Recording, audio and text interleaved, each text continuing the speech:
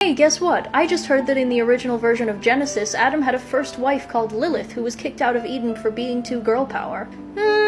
Complicated. You're referring to a feminist reinterpretation of a story which first appears in the Alphabet of Ben Sirach, an anonymous Jewish text which was probably written around the 9th century, but it's not from scripture, let alone any original version of scripture. Lilith actually only appears once in scripture, and she's not connected to Adam in any way. She appears in Isaiah 34, which talks about how God is going to destroy the oppressors of the Jewish people, and then it lists some of the scary wild animals which will come to inhabit the ruins of the oppressors' cities, including jackals, wildcats, vultures, and Lilith. But we have an older version of that very passage. One of the Dead Sea Scrolls contains a version of Isaiah which is several centuries older than the canonical one, and the language is subtly but significantly different. It talks about jackals, vultures, wildcats, and Liliths, plural, and that makes a lot more sense. See, in Mesopotamian mythology, there was this cluster of related mythical creatures with names like Lilitu, Lilin, Lilake, and Lilu, and they're just all-purpose scary monsters, generally feminine, generally associated with nighttime and predatory behavior towards humans,